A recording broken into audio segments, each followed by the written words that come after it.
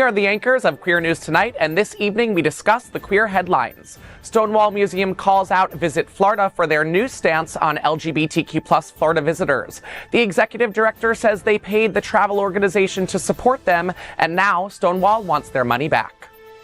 Detroit aims to create an LGBTQ+ business district to revive queer spaces within the community. Input guiding site selection and resource allocation. A retired teacher, Stephen Thorne, received a 5-year prison sentence for threatening a judge over Florida's Don't Say Gay law. Major publishers and authors, including Penguin Random House and John Green, sued Florida over a law restricting school library books. Broward County has a high concentration of male same-sex couples similar to major cities like New York and San Francisco. Good evening. Welcome to Queer News Tonight. This is the world's first and only LGBTQ+ daily evening television news, broadcasting live and available on demand on your favorite streaming channels. We are proud to announce that YouTube has recognized Queer News Tonight, certified by analytics company vidIQ, that we now have more than 9.5 million views. More than 500,000 of you have watched this show in the last 60 days. Thank you. It is Tuesday, September 3rd, 2024. We are live and literally out of the closet and into the headlines. So many of your important stories we are going to tell this evening on Queer News Tonight.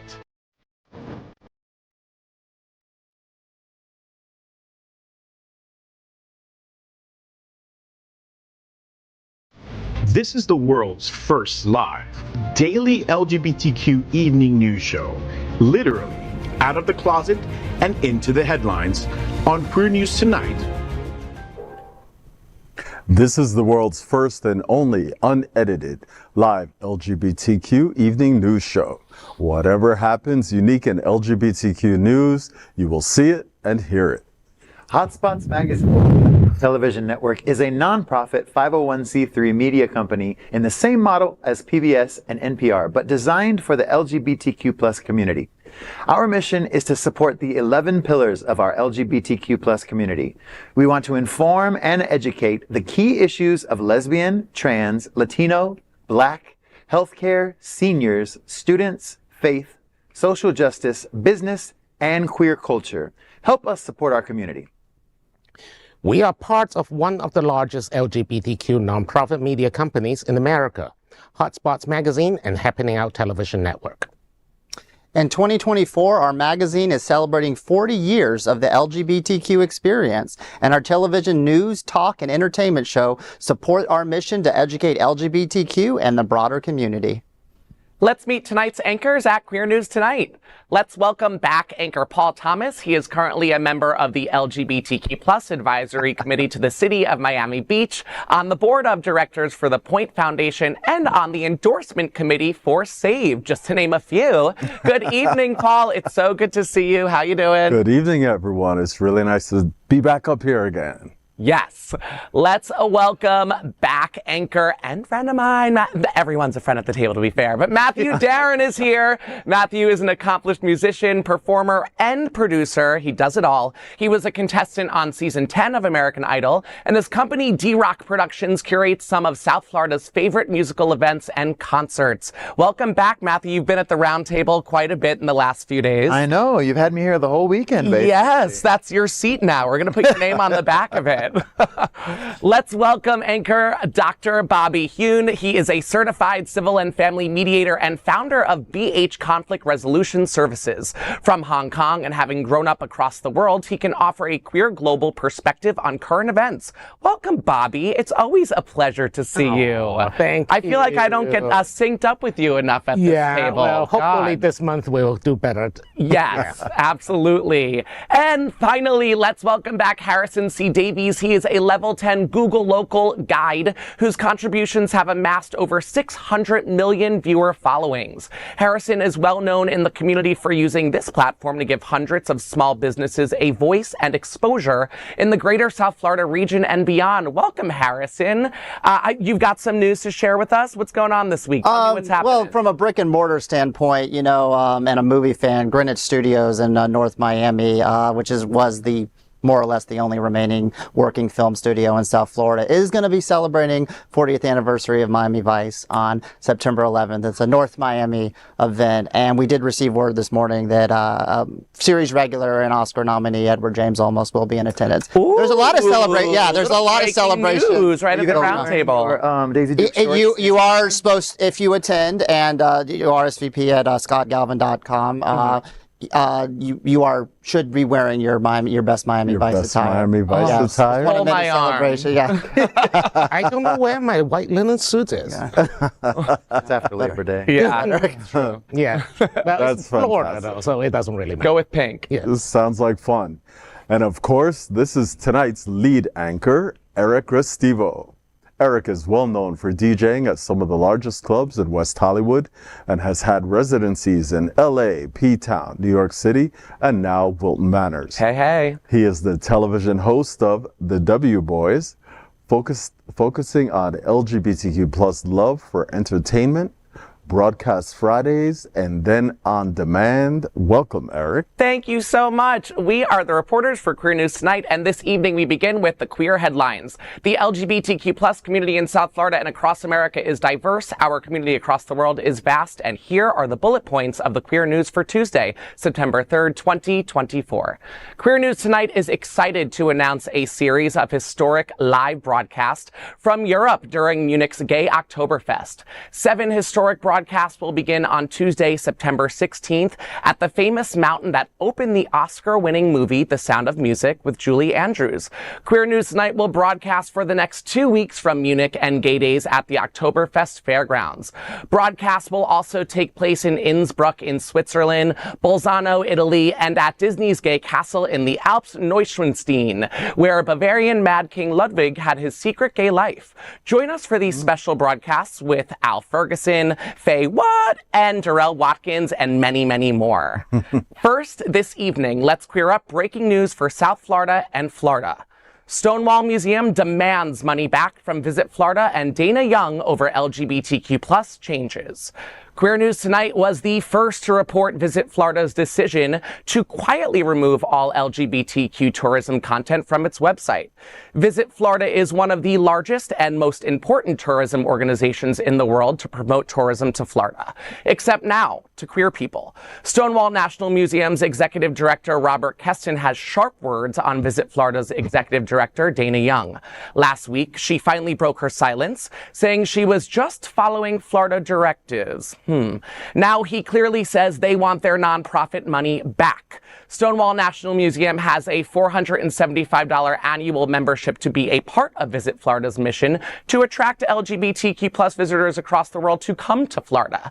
Keston says Visit Florida's now says queers are not welcome here, and that violates the purpose of their membership. Seems a little harsh. Keston's many emails and contacts directly to their website have not been returned, and yesterday he took his cause to social media. Key tourism interests in Florida are aware of the request. Keston said, quote, "What I have been told is that they are aware of the post. People in Florida tourism have been asking for Stonewall to support and help them," end quote. Stonewall Museum is a longtime member of Visit Florida, and Visit Florida has been a decades-long supporter of LGBTQ plus tourism to the state. That all changed with the DeSantis campaign to silence LGBTQ plus voices as woke, largely because of his failed presidential aspirations. Keston says the, quote, push back into the closet campaign, end quote, is deeper than we know. He said Stonewall's many offers to participate as speakers, training, conferences, and other activities have all been declined. He characterizes it as an orchestrated effort on behalf of Visit Florida to erase the queer community. He states, quote, now we understand why they are doing this. It is an attempt to erase us and any organizations and or contacts that would try to contact us. They intentionally eliminated us, end quote. Queer News Tonight asked what he hoped to accomplish, and his answer was clear. Quote, the biggest dream is that organizations that are run by LGBTQ plus will get their money back. Join Stonewall, in saying this is wrong and help advertise reasons why LGBTQ plus should visit Florida, just not through visit Florida. Keston gave an ominous warning of what we are watching in Florida. He said, quote, Stonewall Museum demonstrates that across the history of LGBTQ+, we have always come out stronger on the other end of the fight. That is because of the strength of support we have received.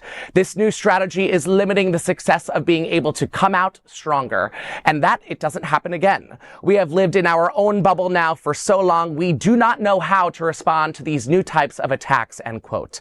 Keston had a message directly to Dana Young. He said, quote, Dana, we want our membership funds returned. We want the pages reinstated on your website, and we demand an apology. Hate cannot be tolerated, end quote. Wow, that was rough even reading out loud for me, the goosebumps I was getting, and they were not all of the good ones, obviously. I just have to say this is the beginning of this story right now, although it's not the extremely beginning of it. We're now watching it unfold, right? And there is a long journey ahead, and I think that we are going to come out on the other end. However, I hate that we have to go through this to get there.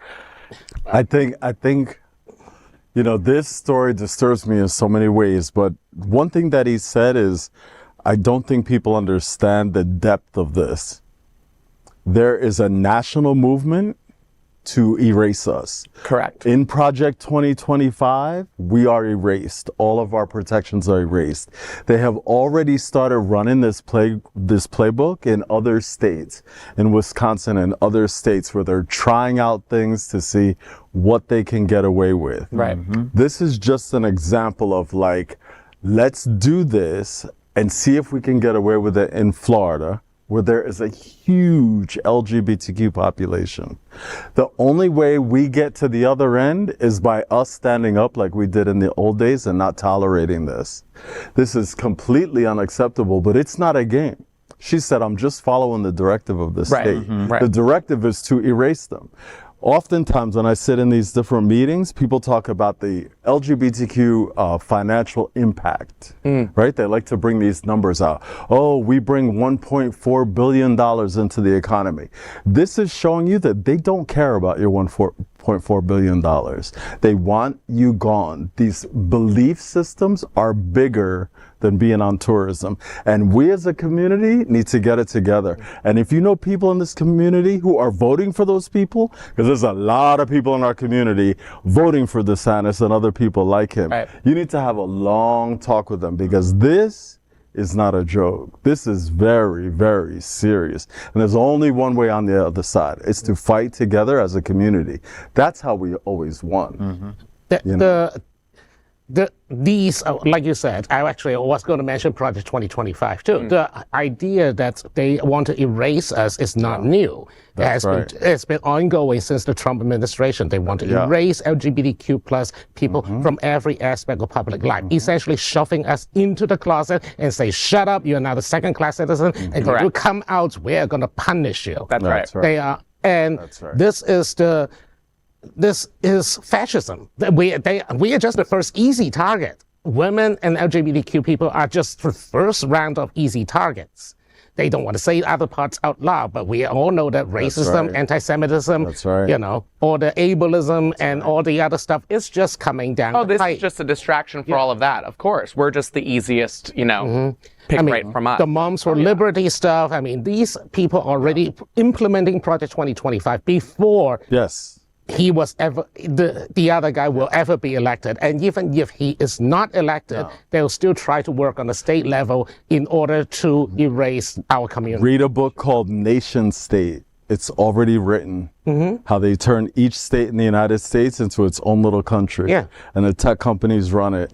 And you have no rights in these states. And it's a very, very serious thing. And our community really needs to wake up, because they keep pushing the issue and nobody pushes back.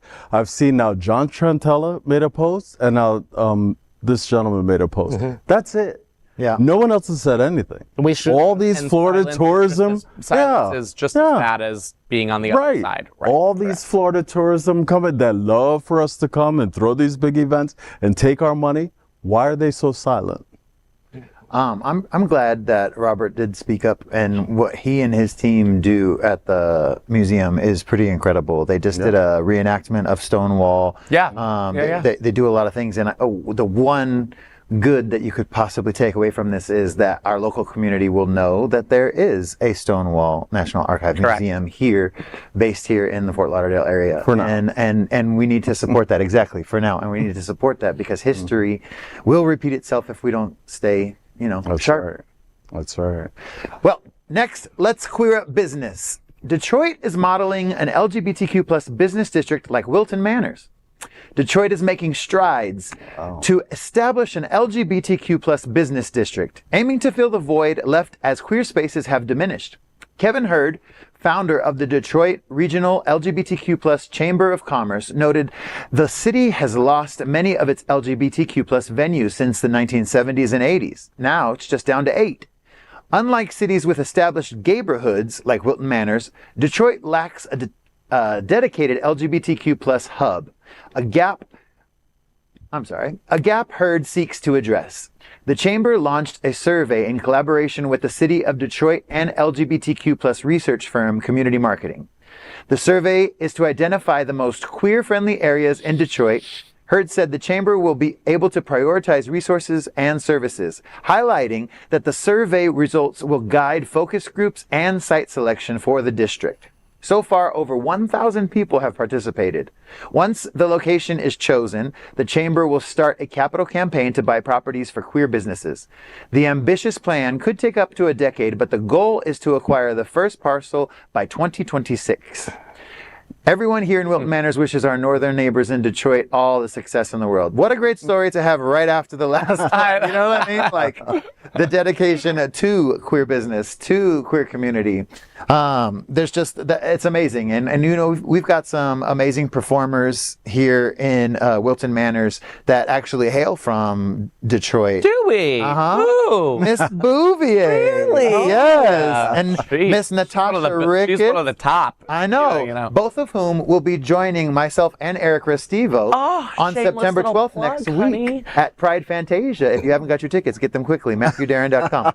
There you go. We should have talked about that in the I know, intro. I meant That's that. a rescheduled event, I meant to say that. Yeah, it's a reschedule. It was rescheduled from Fantasia Pride. is supporting and benefiting SunServe's youth housing. They have a displaced youth housing program within all of the things that they do. SunServe is an amazing organization. They have so many things going on. If you don't know about them, you can look them up online. Or come next Thursday and hear a little bit more about them with some fun entertainment from our Michigan residents. It's going to be incredible, and I'll be on the red carpet if you guys have any questions, all that fun stuff. I just love that the word gayborhood. So that you read that in the article. So any place in the United States that has a gayborhood, I feel happy. I feel when you search in your Google search gay bars and you're alone for, without your husband or without your partner or whatever for the night, but you want to go have a drink, you don't want to go to the hotel bar. I love a gayborhood, so this makes me happy. Well, that's how we go back so far. We used to live in Wilton Manors. We do that now. Yes. We used to live in West Hollywood together. Correct, and just gayborhood. Right Gayborhood there. for days. Actually, I recently visited the gayborhood in Orlando. I mean, I go to Orlando a lot as an annual pass member for the, and so but I never actually quite explored the downtown area and the other area where it's like What's more the big one in Orlando? Gay Days? That's not a club, right? That's, a club? That's the Disney Gay Days, but they have their own pride, of course, their own commemoration because Is there a of Pulse. It is in Orlando? No, there's one in Tampa. There's one in Tampa. Yes. It's really interesting that Detroit, I think Detroit is trying to revitalize itself. Absolutely. Yeah. And when you do that, what's the first thing you do? You invite the gays, right? honey. Yeah. Come fix this place up. Yeah. And I wish them well, because it's too cold up there for people like me. But I wish them well. I think it's always great that there's a concentrated area. I mean, we'll talk more about it because we have another story coming up about the census. But there seems to be I always like the idea that there's an urban area where the LGBTQ community is a safe space that's automatically welcome. I can hold my husband's hand on my boyfriend. Yes, that's a big drive. That's a big thing that you just said, holding up the hand. Safe. Yeah. And the safety, because in today's world, guess what? It's still not safe out it's not there. safe. No, not at all. We fool ourselves sometimes. All righty, next, let's queer up social justice. Oh, here we go. Let me sit up straight. Yeah, sit up straight for me. Let's go. Come correct. Retired gay teachers sentenced to 5 years for threatening judge over Don't Say Gay ruling. A retired gay teacher, Stephen Thorne, was sentenced to 5 years in prison this week for threatening a Trump-appointed judge over her ruling on Florida's Don't Say Gay law. The sentence, issued by U.S. District Judge William Jung in Tampa, is double what prosecutors had recommended. Thorne, 66, pleaded guilty in May to making a threat after leaving obscenity-filled voicemails for U.S. District Judge Wendy Berger. Judge Berger had rejected a legal challenge to Governor Ron DeSantis' controversial law that restricts discussions of sexual orientation and gender identity in Florida classrooms. In the voicemails, Thorne criticized the judge, claiming she was basically giving a green light for LGBTQ children to be treated as second-class citizens and bullied. He added, "Let's see how you would like it if somebody endangered your children in school or your grandchildren in school." Before sentencing, Thorne submitted a letter of apology expressing regret for any distress caused to the judge and her family.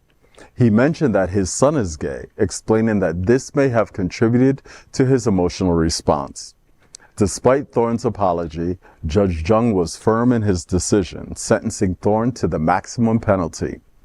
Prosecutors highlighted the growing number of threats against federal judges, which have more than doubled in the last 3 years, signaling a troubling trend. Let me tell you, this story has me like crazy because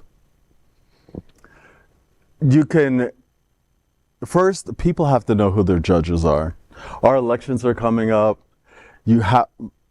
Please rely on organizations like SAVE and Equality Florida, Human Rights Commission, organizations that are pro-equality, because it's hard to keep on top of them all. But you have to understand what a judge is in your community and how much power they have in your community. And things have not been going our way. And when a law like Don't Say Gay comes out and a judge refuses to even address it, right? People take that personally. If he's 66 and he has a gay son, he probably went through a lot. To make sure that his son was safe. Exactly. And so you can imagine an emotional response coming from someone trying to protect their children, also reliving trauma, right? Now I understand that threatening a judge is obviously not a good thing, right? But I think that the legal system has been attacking our community for so many years now. People are fed up and they really don't understand. Who knows what a circuit court judge is, right? The average person has no clue what these things are. I was like, huh? When I right. These people just know that these things keep coming down and it keeps harming us. And so I think to give someone 5 years, I looked up what other crimes get and it's like assault with like an armed weapon. It's like really horrific, physically, like, come on, the guy was upset, he left some email, you can send him to a diversion program, you can send him to a training. Was that quote the threat? Just how would you feel if your child? That's probably it. It didn't feel too risky to me. That doesn't feel threatening. I mean, it said obscenity laced, and it's probably my guess would be it's the judges going, hey, this is a way, like making an example of it. Exactly, because going, you know what, I'm going to give it and show you what kind of authority I have over you. Because Paul, to stop the next person, but that's the wrong way to do it. You hit the nail on the head, because I just make a quick look up. Not only was the judge a Trump appointee, by the way, there's a federal judge, so they were appointed for life by president. The judge who sentenced him for double the minimum punishment was also a judge appointee. Exactly. I can guess what his opinion on LGBTQ people are, or people who are allies to LGBTQ people. I mean, January 6th defendants get sentenced for less. Correct. And for less. People do a lot of things and get less than 5 years. 5 years in federal, this is retaliation. It's retaliation. You criticize Don't Say Gay, I'm going to throw you in jail for the maximum of time. And that's the problem. And that's why we have to be aware, and we have to really be on top of, in political circles, I have this whole thing that no judge should be appointed, because judges get paid by tax dollars. And they're responsible for our communities. Correct. And we should know who they are. Correct. And we should be able to vote them out if they're not doing things that we believe are okay. Right. They shouldn't be appointed for a political purpose and then attack community. We are equal citizens in the United States, no matter their political position, right? Exactly. We're all like equal American citizens. Yeah, they can't you don't be like, get to we're the people sometimes. You know, Right. Yeah, you know. On the flip side, though, I just want to point out that the reason judges are appointed, especially even in the federal system or in some state system, is that it's supposedly to avoid having the judge basically have to run on politics. For example, DAs are often elected, especially in this in Florida. Right. So they tried, they know that their opponents will label them as soft on crime if they don't go for maximum prosecution of everything. That allows the justice system to be abused and biased against certain minorities. But it's being abused and biased against it. But it's being abused and biased. And people are in power. Absolutely, and they are absolutely using their political purpose and picking out certain people and putting them in charge of certain courts so that they can harm American citizens. This should never, ever, ever be allowed. It just goes back to what we've been speaking about. Feeling safe. You could tie even back to holding hands. This 66-year-old man comes from a generation where I'm sure it was not easy to be gay. Not at all. That's my generation. So I know that my mother had a fear when I came out. So I would imagine that this father has that same fear. To express that fear to a person of power and authority that you would think would be on your side, and to completely see it shit in your face makes you feel unsafe for you and your child, and he probably just acted on that emotion. For me, it's like it just all circles back to our safety. There's a gentleman his age range who said to me in doing political interviews, said, I don't like the use of this word queer. Because in his generation, this was a horrible word, queer. Because I don't understand why you're using it. He said, do you know how many times I went to school and fought the whole school system and fought my whole neighborhood to stop calling my son queer, just so that he could get through a school day and not get beat up. He's like, I don't want to hear that word. So when I read this, I thought of him, and I thought of like a father who loves their son. Yeah. Who's like, oh my God, you're coming after my kid again.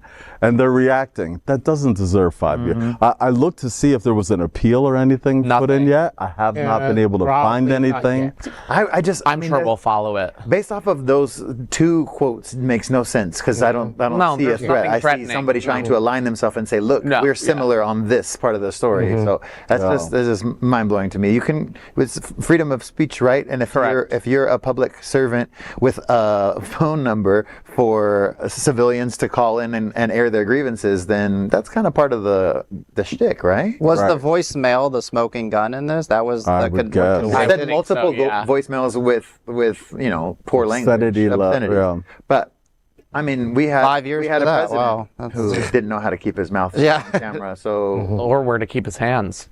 I mean, I think if people were held accountable for anything they left on a voicemail in a fit of passion, everybody be in prison at this point, exactly. Or a text message for that. Don't get started with the people who wrote this, who wrote these laws. But anyways, next, let's queer up students and youth culture. Major publishers sue Florida over school library book LGBTQ restrictions. A coalition of the nation's largest book publishers and authors have filed a lawsuit against Florida education officials. The plaintiffs include Penguin Random House, Hachette Book Group, Macmillan, HarperCollins, Sourcebooks, and author John Green and Julia Alvarez. The suit is lodged in the U.S. District Courts for the Middle District of Florida in Orlando to challenge a 2023 Florida law that increased scrutiny on school library books, alleging it unconstitutionally restricts free speech. The publishers named school board members from Orange and Volusia County school districts as defendants. The law, known as HB 1069, mandates the removal of books containing sexual conduct without considering the educational or artistic value of the work. It requires that any book objected to by a parent or resident be removed within 5 days and stay unavailable until the matter is resolved. This has led to the removal of hundreds of titles, including classics like Brave New World by Aldous Huxley, A Tale of Two Cities by Charles Dickens, and The Diary of a Young Girl by Anne Frank. Florida Department of Education spokesperson dismissed the lawsuits as a stunt, insisting that no books have been banned, but rather that inappropriate content is being kept out of schools. The lawsuit seeks to restore educators' ability to evaluate books holistically, and ensuring students across a broad range of viewpoints. Recently, PEN America also filed lawsuits against a similar law in Escambia County, underscoring the urgency of fighting unconstitutional legislation. Well, first of all, no surprises there. Then, Florida school boards right now is, well, actually, we had a pretty successful primary season, but before we had a term that essentially infested with ultra-conservative right-wing activists from Moms for Liberty, where they want to challenge every single book. I mean, look at the books being challenged. We're not even talking about queer books. I know, it was like the kite run. Brave New World.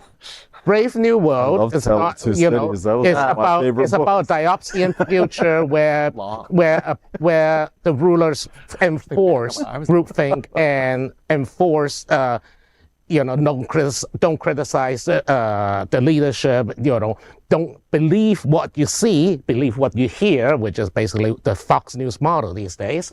And Anne Frank's Diary of a Young Girl was banned because, well, let's face it, a lot of the same people who hate LGBTQ people are also anti-Semitic. They submit these books basically because they want to ban books of every minority. I'm sure Black American books are also being banned as well. Of course. And so it's completely disingenuous for the Department of Education to even say that we're not banning books, we're just withdrawing these books from school. That's a book ban. That is literally a book ban. The good news of the story, withdraw. Right. The good news in the story is that the bigwigs have jumped into the fight, and really we need them. You know, we need HarperCollins. I often say, like in different work that I do in this state, that it's time we need lots of help from outside the state, because they have too much control inside the state to stop you from getting too many things done. And you really need these big guys from outside the state to say, this is not acceptable. And they have the resources and they have the connections that they could put up a fight against the state of Florida. A lot of us can't really put up a fight against the state of Florida. I think we also need like more authors. Like, you know, I mean, we can't forget J.K. Rowling, but Stephen King can participate. I mean, Stephen King is very vocal about the book bans. There are many of the authors of Hunger Games or, you know, whatever young people like to read. There is a train of thought out there that says that because of the way people are educated by reading books like The Diary of Anne Frank, which may want you to stand up for your freedom, right? That then it's a lot harder to control people. And what they're saying is, wait a minute, people have read so many books and they've gotten so educated that they're fighting against the control that the patriarchy's had over them comfortably. And they're going, no, this is not acceptable for us anymore. And this is their attempt to try to push us back, us all back down in the class. By the way, if there's a book that contains sexual references, violence, and all that stuff, you know, we should ban the Bible. Absolutely. Bible is chock full of incest and murder and sex and forced, you know, sexual abuse, etc. George Carlin said it best: more people have been killed in the name of God than for any other reason. That's right. Exactly. That's right. I feel like this is the third week that I've said this, looking straight into the camera. I'm just going to say it again. Please support your local bookshops. Yes. And read all the Barnes damn and Noble are great, but there are also like literal, local, small, tiny bookshops in our neighborhood. Great. Go and give them cash. It's all the way down there. Go support local small businesses. Is there one hiding in Wilton? No. It's not in Wilton. Where is Books? Books and Books is in Miami Beach. I was gonna say, take the trip. And jump on the Bright Line for the day and go grab yourself some books. Go down, get brunch, Seriously. watch some drag queens, do their thing, get a book on the way back, it'll be great. And if that's too far, go to the Barnes & Noble on Federal and keep it open, because and also you can, at this point, you can get online and go on Amazon. Yes. And check out queer writers or any topic. Kindle, really. You know, Kindle is all of it. We really can't allow these politicians to continue to try to harm us in this way. Correct. Though, you know? It's so funny that the number one argument you hear from Moms of Liberty and all of these organizations and a lot of the right-wing religious sect say that the LGBTQ community is trying to groom young people or indoctrinate young people.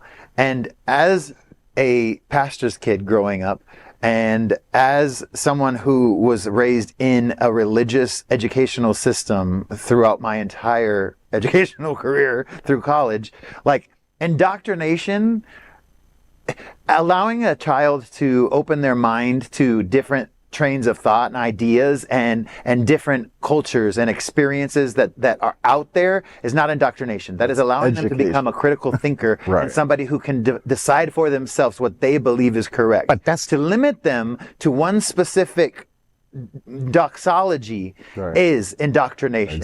Is trying to mold and shape them exactly how you see fit, and instead of allowing them to become the beautiful, like, broad rainbow spectrum of who they are, no pun intended, but allowing people to be who they are is what we need to do with our kids. But that's exactly what they want. They want they want a generation of drones who only hear from one point of view and no one else. And I mean, you brought it up when you said the Bible. Look at the Roman Catholic Church. The Bible was canonized and translated by King James in order to control the populace. I'm going to give the power to the priests. They're the only ones that can read it anyway. So we're going to have everybody else just sit there and listen to what they're supposed to do. I feel like we could talk about this forever because it really brings so many points. Turn. But the only thing that baffles me about this is just all these popular books. They've all been adapted into miniseries. I know. Oscar winner, The Diary of a Tale of Two Cities. There's like 20 miniseries. They all tell the same story. Like the book, get rid of the book. The story still will continue. You're not going to change anything. And it's stupid for you to think that way anyway. Well, so the effort to ban it is really just showing, that we're going to do, that we can hurt you whenever we feel like it, that we'll do whatever we can to you. You can't ban it. Everyone has a Kindle. Everyone has a phone. You can download whatever book you want on the planet, right? It's just that layout. Taking that action to ban the book, to throw out all those books at New School, they threw out every Black history book, every LGBTQ history book before college started. They threw them all in a dumpster. That act is just like violence against our community. Yes. Yeah. And really is just kind of like, let's grab your attention and make you focus your energies here while we do something over here that really attacks you on a legislative level. That has been going on for the last 4 years now. Exactly. Yeah. Well, on that note, take the mic, honey. Going back down to South Florida again, or Florida, more specifically South Florida. The census reveals that gay couple hotspots, new LGBTQ data coming soon. According to new data from the U.S. Census, Broward County, Florida stands as one of the top counties in America with a high concentration of same-sex couples. Big surprise there. The county, which includes Wilton, Manors, and Fort Lauderdale, joins major cities like New York, San Francisco, and Riverside, California, which does include Palm Springs. These counties had the highest concentration of male same-sex couples. This contrasts with female couples who are more likely to be found in smaller towns and less populated counties, such as Kings County, New York, and Alameda County in California. The census data also highlighted a trend of same-sex couples settling in areas with larger LGBTQ populations, predominantly in Florida. The Northeast and the West Coast, however, the current census data has limitations. So, limitations here. It only captures LGBTQ information for people who live together as spouses or partners. This means that a significant portion of LGBTQ community members, those who are single, not cohabitating, remains unrepresented in these statistics. To address this gap, the Census Bureau has announced that this week plans to include questions about sexual orientation and gender identity in its annual American Community Survey, beginning next year. This edition marks a significant step towards more inclusive data collection, which will help us better understand and serve the diverse queer community. The ACS, which surveys surveys nearly 300,000 households annually, will offer a more comprehensive look at American life and inform federal funding allocations. This initiative follows President Biden's directive to enhance federal data collection on queer communities, demonstrating a commitment to inclusivity and representation. As of this report, it is unclear what will happen in 2025 if Donald Trump is elected. Well, I mean, I know this is going to be a fun topic for everybody, but I mean, from somebody, a native Miamian, native South Floridian who made the hop of the border up to Broward. I mean, no surprise here, but I think it just, I don't know. How do we feel about that? The single element, I think the data collection. I think that's great. That we need to collect single, especially LGBTQ population, where there's a lot of us are simply not attached. But I think that is also great. I think Broward County is also an outlier, though. Like, for example, New York and San Francisco, the gays are always in the city. They're still in the city. That. I was thinking. In New York, I think I always joke that in New York, the gay village moved 10 blocks every 10 years. So it started in the village, and then it went to Chelsea, and now it's a Hell's Kitchen. Right. So by the time I'm old and gray, I'll be in Columbia. And up at the 59th Street stop, yeah. And meanwhile, Broward is very different in that the center of gay life literally moved 30 miles north. Literally went from South Beach and South Beach only, and then in one generation, no one's left in South Beach, but we're all now in Wilton. We have a huge gayborhood in South Beach. Huge gayborhood. It used to be. Oh, yeah. It used to be huge and a lot more attractions. Now, no offense, Paul, but down there's not much attraction. That's Not like it used to be. We talked about it earlier too, like the LGBTQ community, the gays. I love us. But we go into places, we make them prettier, we make them better, and then they become too pricey. Yeah. And especially if you're not in a relationship with somebody, it's very pricey for a single person. Mm-hmm. Yeah. But even further back on the data collection, the heteronormality that we have as a society of you're supposed to go to school and then find a partner to mate with and create a family of kids and then move on.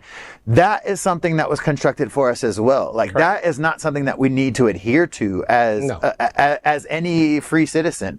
And there's plenty of people that I've known in my life who have no desire whatsoever to be in a relationship with anyone specifically. And then now, as it's becoming more and more popular or acceptable to share, the amount of friends that I have that consider themselves polyamorous and just want to create connection with other human beings wherever they go. There's so many different like types of us, human beings, us as human beings, out here, that we don't need to follow the construct. The part about this story that affects me, I guess, is working in public health, is that census information was so important. We fought to get it on. Trump took it off. And the reason why it really hurts is because that's money. It's a lot of federal dollars. And when we look at housing needs and we look at the different needs of our community, and when we go to a commission meeting and they say, we don't have the money. We could have the money had you counted everyone in the area. And they realize the size of the population of people, that comes with more federal dollars. And it allows local community to provide more services to the community. We were left out again intentionally because they didn't want our community to be important or to have access to those funds. And so the fact that the Biden administration said, no, you have to go back and find these people and you have to start to collect this data. It's important. It is more important than you can imagine when you start to look at all the different needs of our community, and people go, we don't have the funds. We could have the funds if they counted everyone. And it was crazy. It only said 300,000 households. That's what it said.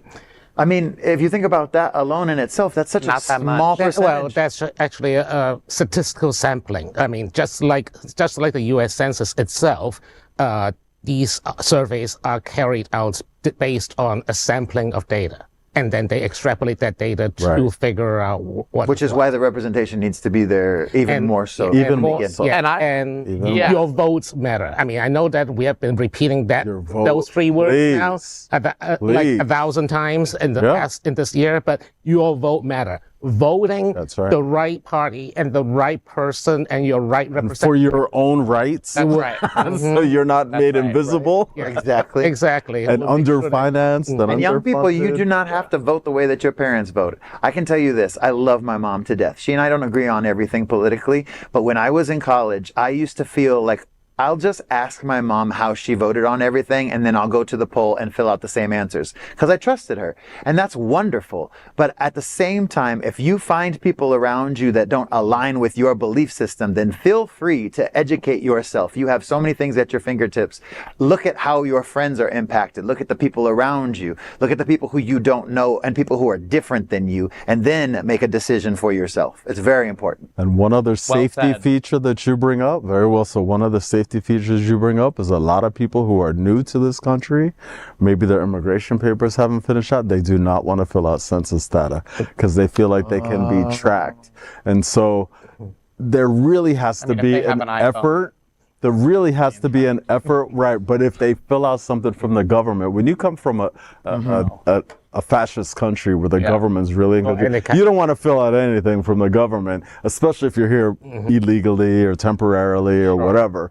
And so people get lost, and it's really, really important that we don't leave anyone behind. Like we have to count. Everyone counts. Every single person counts. Coming from California, just to kind of bookend this, I didn't know that there was any neighborhood gay life in South Florida, and I've only been here just about 2 years.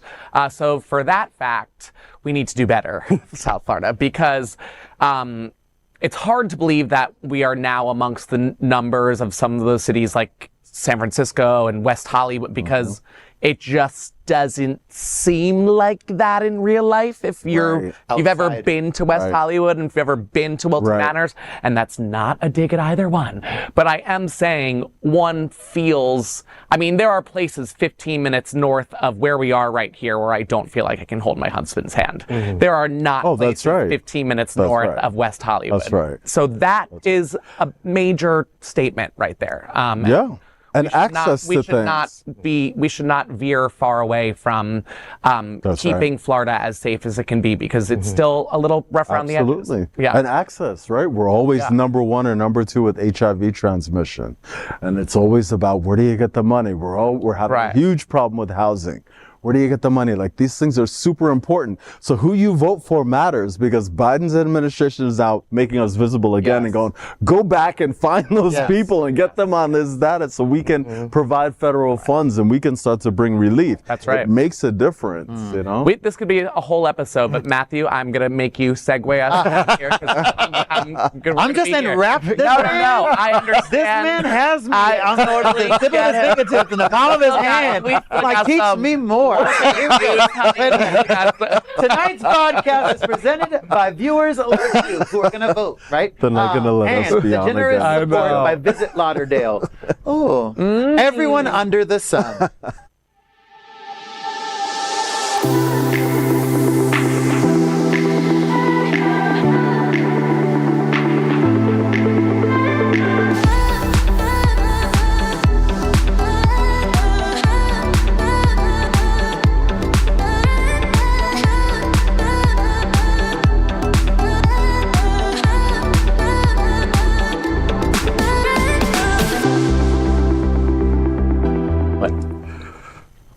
Next, we are proud of our special partnership with Sunshine Cathedral, the world's largest queer church here in Fort Lauderdale. Supporting that partnership, we are broadcasting from our permanent set here at Sunshine Cathedral at the Happening Out television studios. We broadcast Sunshine Cathedral's Sunday International Service at 10:30 a.m.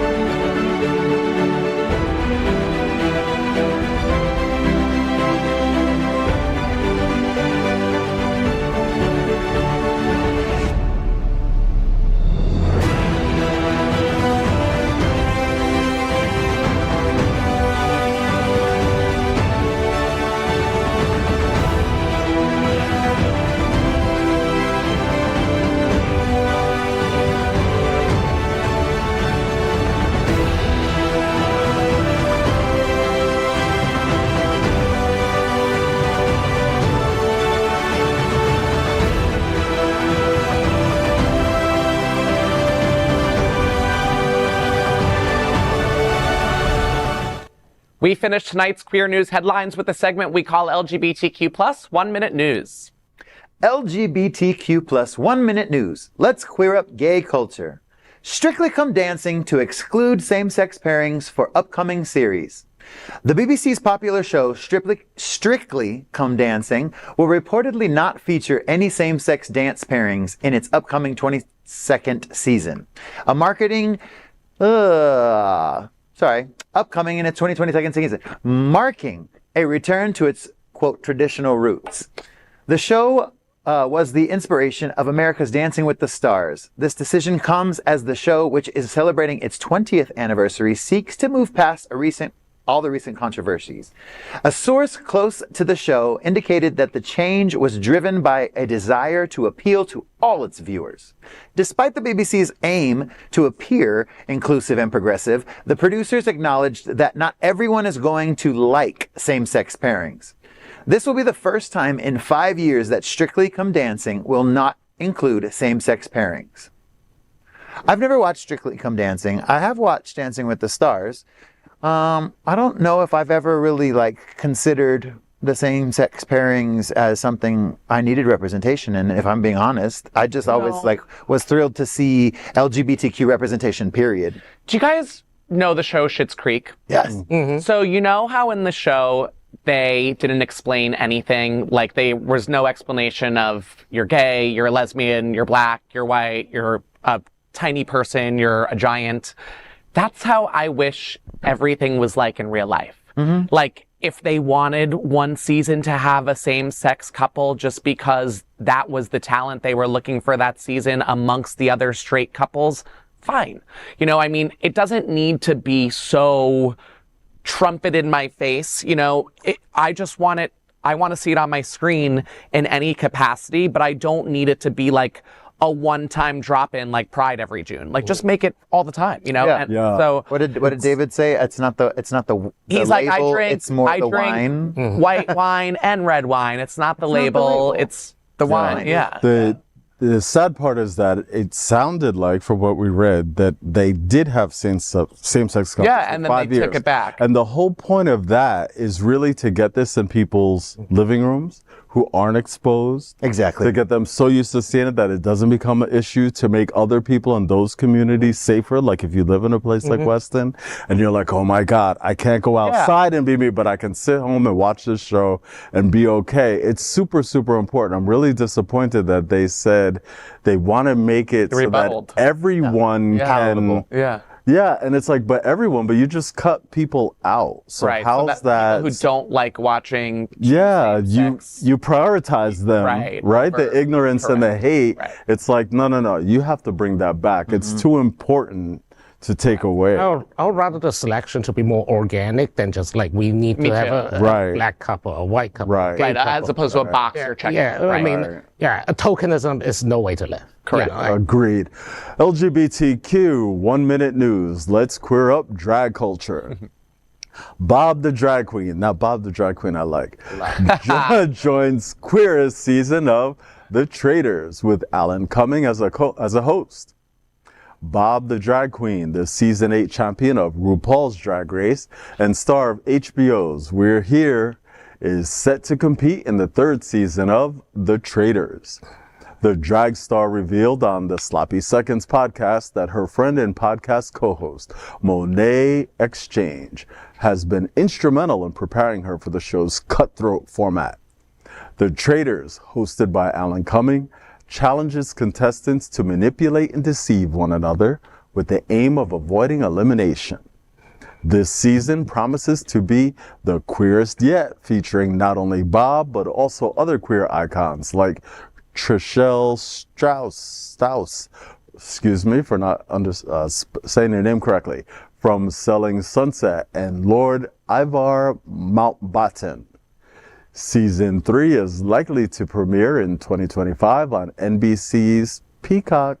Hey. Sounds like a lot of fun to me. I don't know what any of I'm old. I don't know what any of these. Such a good. I don't know what these shows are. But Good. I do like Bob. I like Bob. I've seen Bob before. Hilarious, so smart. In like a decade. Have you ever played that game Mafia, like the group game It's Mafia? Peacock. That's it on television. NBC Peacock. You know. Oh God, I got to interview Alan Cumming here in this seat about the Traitors, and he was just a freaking riot. He's Really? he's just so theatrical. You know, everything he does, he takes a breath, and you're like, oh my God. You know, I love that. Peppermint was on the second season. She was sent, and she was sent so fast. First. So I hope Bob can stay. And I wonder. Like, I didn't see him on the pictures, but I wonder, like, is he showing up as Bob? So they Bob do it. drag They queen? have. It's in their agreement that they have to be in drag. It's drag. They're drag love it. personalities. Yeah. I absolutely love Yeah, that. they have to again, be it's in- representation. Right. You know what I mean? do think it's funny though that it was like Peppermint and Trishelle from The Real World in the last season, Oh, and now it's yeah. Bob the drag queen and Chrishell from Selling Sunset, Sunset. yeah. So talking about checking boxes, right? Drag queen check, stupid Karen white girl check. Just going down. Stop.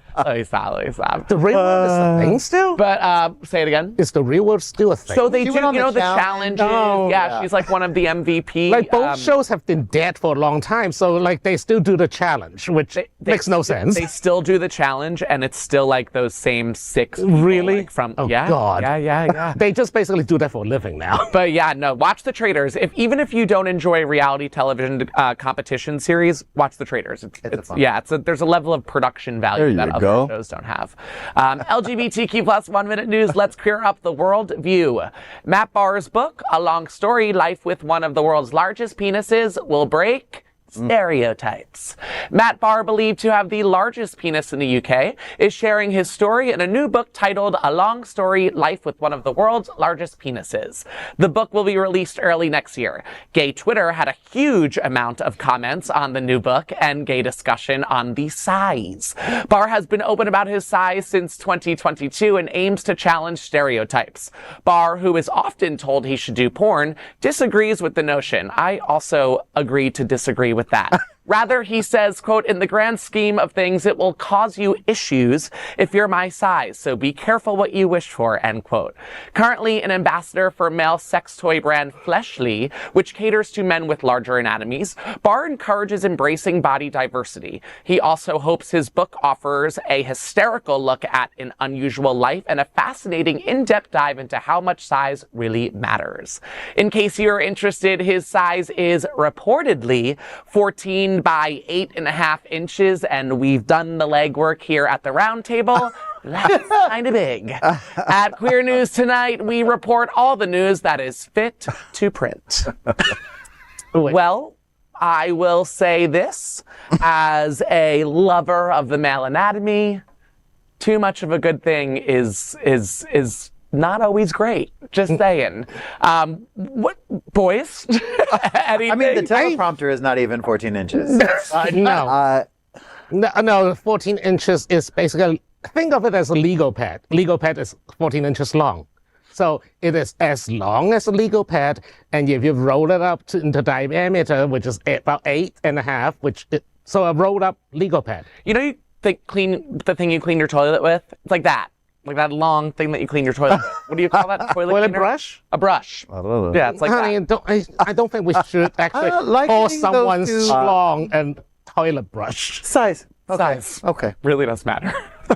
I'm glad he's okay. It seems like a lot to carry around. You know what, Yeah. though? with you Are for they a taking very away- are long they- time. are And his custom His pants? poor spine. yeah, it just doesn't sound, it sounds like I'm glad he's writing a book and he's getting to talk about it. So he has it couldn't have been decorated- easy for him going through life. Yeah. I mean, if you think about that, the trauma as a child. He must have a fun time. Well, during I puberty. read the word hysterical in there, so I like the fact that he's, Making some fun like with it, hysterical. yeah. And Yeah. I think a lot of Yeah. narratives. I mean, Boogie Nights is one of my favorite movies. That's a whole Right. 100 or almost 3-hour movie dedicated to Right. something similar. So I Absolutely. mean, tell the story and have some fun with it. Yeah, I think I just want to look at it. yeah. See it. Okay, well, That looked like a touch. That looked like a touch more than a see. Eric, we'll leave that to you and Google. But I'll follow up. next, let's bring up LGBTQ 1 minute news. Let's queer up gay culture. Patti LuPone plays gay women with Mia Farrow in new Broadway show The Roommate. The Roommate is set to make its Broadway debut at the Booth Theatre on September 12th, starring Mia Farrow and Patti LuPone.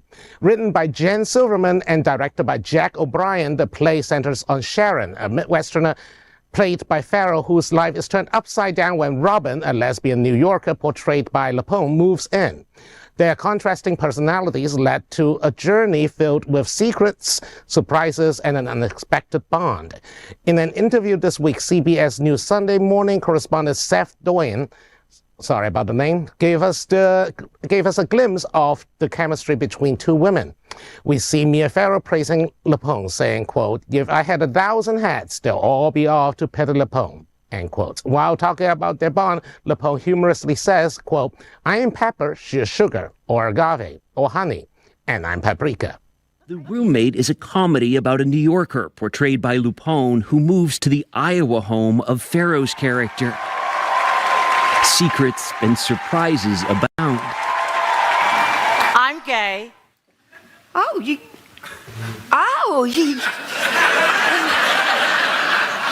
I mean, I don't have any problem with homosexuals. Oh, good. No, not at all. Well, that looks like a fun thing to do if you happen to be near Broadway this coming week. It's funny how my brain works with this story. Mia Farrow is from Rosemary's Baby originally, correct?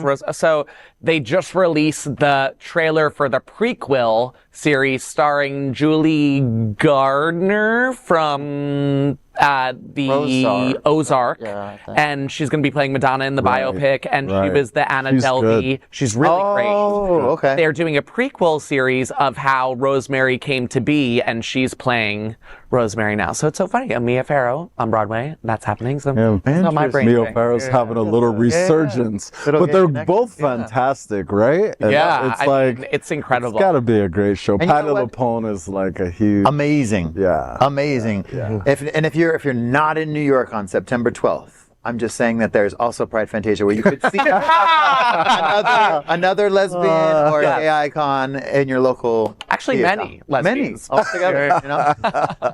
LGBTQ plus 1 minute news. Let's queer up South Florida and Florida. Democrats launch Out for Harris in Florida with actor B.D. Wong. This weekend, Democrats have launched the Out for Harris campaign in Florida, aiming to rally LGBTQ plus voters ahead of the upcoming election. The event in Fort Lauderdale was hosted by Team Harris Walls for Florida, featuring notable figures like Congresswoman Debbie Wasserman Schultz, Fort Lauderdale Mayor Dean Trantelis, and Equality Florida's Nadine Smith. They emphasized Trump's anti-LGBTQ plus record, highlighting concerns about his potential plans to challenge same-sex marriage and restrict access to surrogacy and IVF if reelected. Jurassic Park and M. Butterfly actor and gay activist B.D. Wong, also Linus in Your Good Man Charlie Brown on Broadway, My Blanket and Me, also attended the campaign, stating Kamala Harris and Tim Walz know that in America, our greatest strength is our diversity. They are fighting for the freedom, respect, and dignity of every American, no matter who they are or who they love. The Florida LGBTQ plus Democratic Caucus also supported the event, showing widespread statewide backing for the initiative. Queer News Tonight anchor Faye Watt had backstage access to talk to B.D. Wong and what is at stake in this election. We will show you that interview in this broadcast. I do know that the turnout for this Out for Harris campaign was massive. I saw many a video. I'm a huge fan of B.D. Wong, but what we need more, I think you even touched upon this earlier, is we need more celebrities, whether they're LGBTQ plus or not, because they could be an ally, we'll take it, to use their platform and do things like stream the Out for Harris campaign that's happening here in Fort Lauderdale. Share an Instagram feed from B.D. Wong. Be more like B.D. Wong and come here and do it. You know, if you are as worried as your Instagram stories that you're creating at night say you are, come here and act on it, because we need more people with the platform to make it work, you know? And if you're saying that a lot of people showed up and that it was a great turnout. Yeah. Then let me tell you, to get people to show up and go knock on doors, because that's what they were doing that day, is very difficult. Yeah. And so if it took him showing up, thank you, BD Wong, for coming and saying, I'll be that draw to get people to come and get it. Because at the end of the day, BD Wong is going to go back home. We're left living here in Florida with no rights. And by the way, so we need to, if that's what activates us so we can go out and help get our rights back, then everybody come. And not to interrupt you, but it was like, even because they had a ticker on the website that was showing you how many signups were happening once you registered. And even 4 days before the event, I mean, I remember when I registered, I was number like 1678, you know, so it was growing as the days were going by. So even if all these people didn't maybe show up that day, they still registered for this campaign, right? So that's still 1 million newsletters going out. Fantastic. It's just correct information that we need, and it's correct information. Right. That's right. From organizations and leaders like Nadine Smith, thank you all for being there. Nadine in years. Yeah, and at Sunshine Cathedral, which is where they provide a safe space. Nice for you to come join us on the East Coast. Somebody got you off the West. Nadine, I'm talking to you. I'm not going to lie. It was not all good news, though. I was present for it. Okay. It was well attended. The vibes were there. Yes. Afterwards, I'm a big BD Wong fan. Jurassic Park, Jurassic World. Sure. I always thought was funny. Yeah, he's in Jurassic Park for literally one scene, and then Jurassic World's where he really carries some of the movies. My personal Facebook turned into a battleground as a result of one photo with me and BD Wong and a Kamala Harris. Really? Was it a racism battle? I haven't even read most of it. Read it. I am just. I plan to and then submit it back to us, so we can talk about it. An innocent, not the corporate. I have to go Facebook. on your Facebook. Yeah, and I'm friends with most of everybody at this table, I believe. I was shocked to see the DMs I got from people that I've known for many, many years, just either telling me to be more informed. It was very eye-opening. A lot of misinformation. Yeah. Or that I was either misinformed. Ironically, I just wanted a photo with BD Wong, and I thought the event was cool, and so on and so forth. And so was he. I mean, I'd say one of the bigger names to pop in here. That is that is the real problem, though, right? Those people live in this area. And they're part of the. I'm not. I mean, the people writing on his. Writing on his Facebook, and that's the problem. That LGBTQ people are not informed, and we're in a situation where we're losing our rights by the moment. That we're being erased by the moment, and they're still continuing with false information, and they're still. And it's like. This is not. We do run with headlines. We got to slow down on that. Like we got to dive a little bit deeper. Let's take that running to like a slow jog. Yeah, I mean, there really is no say. There is like I do not feel attacked. I just. People who don't know each other, friends of mine, the person I, sat next to in the premium cabin on an international flight was chiming in from like 5 years ago. I was like, come on, premium cabin. That's what I'm saying. I'm not joking. That's how much they're invested, though. That's how much they're invested in this, and it's really, really dangerous. Long story short, get out there and vote. Exactly. Yes, exactly. Keep saying that. Vote.com if you need any information. Harrison? Oh, we got a little passion there. And that is today's news for the LGBTQ community and the only daily LGBTQ evening shows. That's what we did today. Honey. If our community is important to you, share this news with your friends and family. Join the conversation on your favorite streaming platform. Queer News Tonight is the only live LGBTQ digital television show in the world that is out of the closet and into the headlines. We need your support. If our community is to grow, we must tell our stories and bring them to the attention of the broader world. This is the only place in the world that tells these types of LGBTQ stories in motion and sound. That is the passion of Hotspots magazine, happening on our television network, and Queer News Tonight. I'm your anchor, Eric Restivo, and on behalf of these LGBTQ+ reporters, the anchors of Queer News Tonight, including Paul Thomas, Matthew Darren, Dr. Bobby Huen, and Harrison Davies, we will see you daily at 8 p.m. Before we finish, Queer News Tonight covered this week's launch of Out for Harris at Sunshine Cathedral in Fort Lauderdale. Florida's launch of the final 2 months of the presidential election brought actor B.D. Wong to headline a rally for Kamala Harris and Tim Walz. The Jurassic Park and M. Butterfly Tony Award winner talked to our own Faye Watt and what he thinks is at stake for this election. Hey everyone, I'm Faye Watt, and I'm coming to you live from Sunshine Cathedral for the Happening Out Television Network and the Faye Watt Show. We're here with B.D. Wong! Hey there.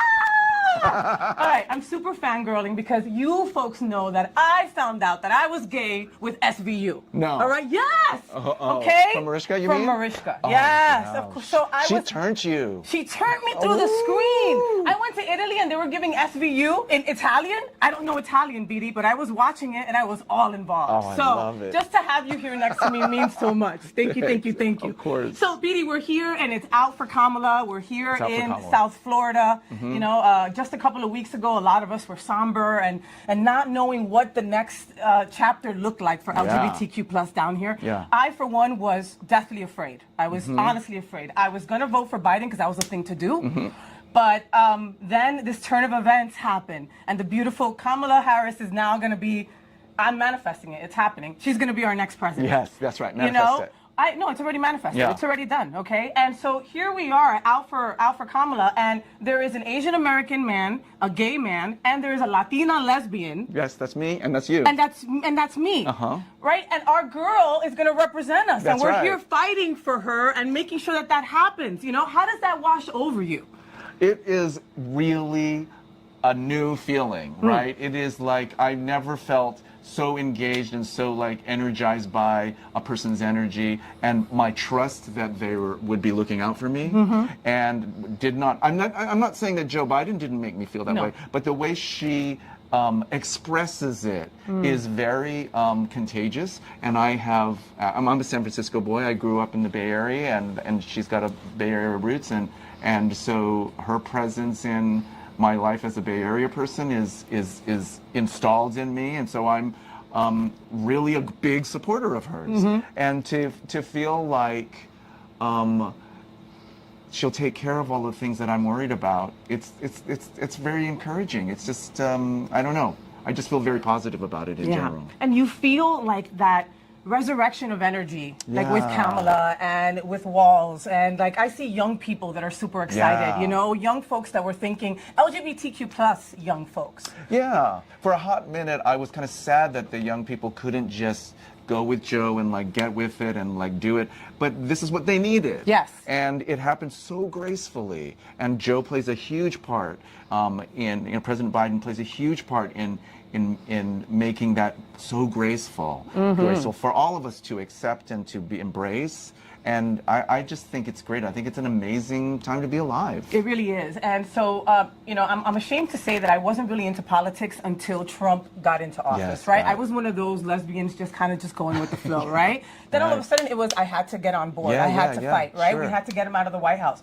The DNC was my telenovela 2 weeks ago. I was stuck like this. I was watching the whole thing. Like I had popcorn. I was like, nobody bother me. I'm watching DNC. Like that was the feeling that I felt. And so I fell in love with Doug. All right, like then and there, Doug, Kamala's husband, I fell in love with him. He told everybody about their anniversary story and about how he was corny, like all of us the first date. I mean, hello, Kamala's gorgeous. I would be like, it's Faye, hi. You know, I can totally see that.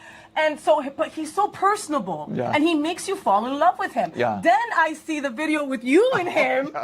Right? And I'm cracking up. Tell us a little bit about the video and how that came up. It was very fast and furious. It was cute. An event, you know, because I'm being sent out to all these events, and this was a wonderful event that he happened to be at. And so there was a big deal they made out of us meeting and then us making this content for, you know, my Instagram and his Instagram. And really, I don't even know him that well. But, you know, I just kind of got a crash course in Doug in the warmth of his energy and his I don't know, positive energy. Yes, his positive energy, and it went so perfectly with you. It just went so perfectly. My questionable energy. Your questionable, queer, beautiful energy. Okay, thanks. Okay, it's not questionable. It's queer and fabulous. Like it is, lesbian and loud. BD, how important are our allies right now? So, well, and that's a very good segue because Doug is the ultimate ally. He really is, you know? right? He's an ally for his wife, who is running for president. You know, she's not a queer person, but you know, just a representative and a spokesperson for her, and it speaks for. And so you realize the importance of that. You realize how important it is for us to have these people who have our backs and are speaking out for us, and who matter, and who can infect other people with that same energy. So of course it's super important. That's why I came to Fort Lauderdale to talk to the crowd here today, to encourage people to step outside of their comfort zone and meet people and tough talk with them about this election and about Trump and about why they're voting for Kamala Harris, and I think that's super important. So we're all kind of allies for Kamala Harris, actually.